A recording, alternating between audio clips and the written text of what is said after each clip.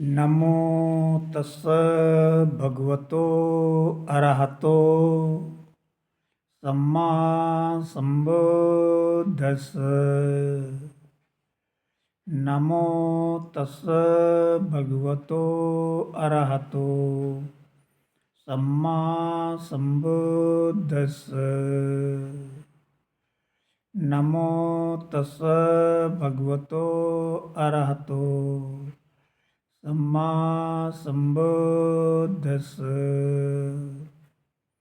नमो बुद्धाय मित्रों, आइए धम्म पद की 19वीं गाथा तथा पंडित बग्ग की चौथी गाथा का हिंदी अर्थ समझते हैं।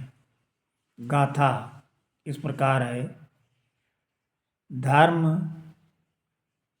पीति सुखम सेति विप्रसन्नेन चेतसा अर्यप्पवेदिते धम्मे सदा रमति पंडितो। धम्म पीति धर्म पीने वाला, सुखम सेति सुख से सोता है, विप्रसन्नेन चेतसा विप्रसन्नेन चेतसा अत्यंत प्रसन्न चित्त होकर, अर्यप्पवेदिते आर्यों की घोषणा किए हुए, धम्मे धर्म में, सदा रमन्ति पंडितो सदैव रमते हैं पंडितों पंडित या विवेकी। तो धर्म रस का पान करने वाला अत्यंत प्रसन्न चित्त होकर सुख से सोता है। पंडित लोग बुद्ध की शिक्षा में सदैव रमण करते हैं। तो सुखपूर्वक सोना चाहते हैं तो धर्म का रसपान करें। महाकपिन थेर की कथा से इस गाथा को समझते हैं। गाथा की कथा इस प्रकार है। हिमालय की तराई में कुक्कुट नाम का एक नगर था। उस राज्य का नाम था कुक्कुटावती। महाकपिन उस राज्य का राजा था। उसकी पत्नी अनुजा बहुत ही सुंदर और गुणवती थी।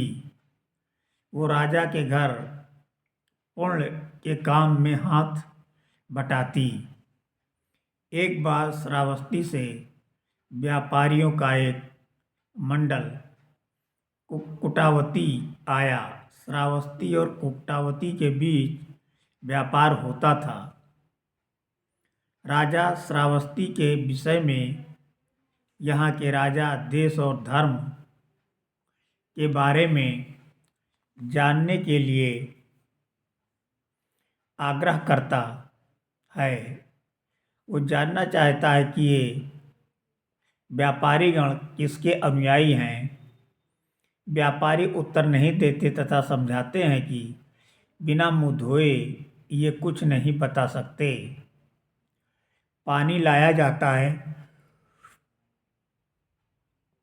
वे मुँह हाथ धोते हैं और तब बताते हैं हमारे यहाँ सम्यक संबुद्ध प्रकट हुए हैं और उनके ज्ञान से दिग्दिगंत प्रकाशित हो रहा है।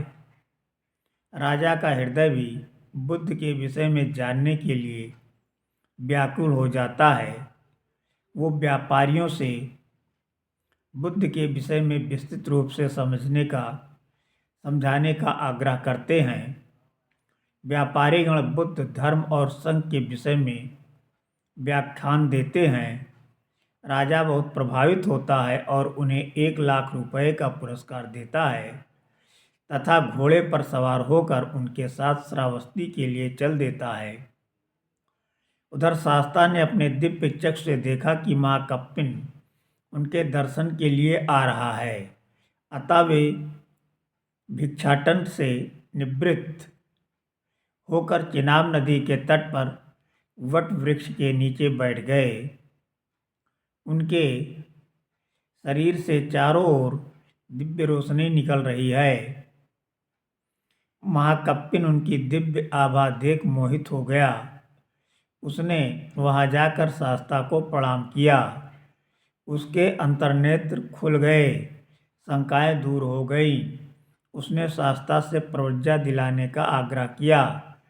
शास्ता ने अनुमति दे दी। राजा प्रव्रजित हो गया और उसके साथ उसके अनुचर भी प्रव्रजित हो गए।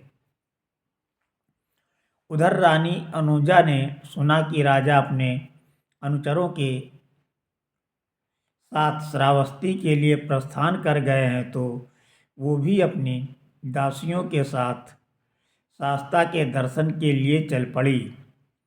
वो भी चिनाब नदी के तट पर पहुंची, शास्ता को प्रणाम किया और उनका भव्य रूप देखकर तुरंत प्रव्रजित होने के लिए आग्रह करने लगी। तथागत ने उत्पलवर्णा से कहा कि वो उन्हें प्रव्रजित करे। सभी दासियों सहित रानी प्रव्रजित हो गई। राजा को ध्यान साधना में रस आने लगा। वो हृदय से अति प्रसन्न था और अरहत प्राप्ति के बाद अक्सर वो कह उठता था, अहो सुख, अहो सुख। सुनने वाले इस प्रकार सोचते थे कि वो अपने पहले के काम भोग सुखों को याद कर ऐसा बोलता है। अतः ये बात शास्ता तक पहुंची। शास्ता ने महाकपिन को बुलाकर पूछा, क्या तुम वास्तव में अपने पूर्व सुखों को याद कर ऐसा कहते हो? भंते, आप तो मेरे हृदय की बात जानते हो कि मैं ऐसा क्यों कहता हूँ। राजा ने कहा। तब बुद्ध ने शिष्यों को संबोधित करते हुए कहा, मेरा पुत्र आपके पुराने राज सुखों को याद कर ऐसा नहीं बोलता, वरन उसे धर्म प्रीति से जो रस प्राप्त हुआ है उसके आधार पर बोलता है। ऐसा कहकर उन्होंने ये गाथा कही। गाथा समाप्त। नमो बुद्धाय। धन्यवाद।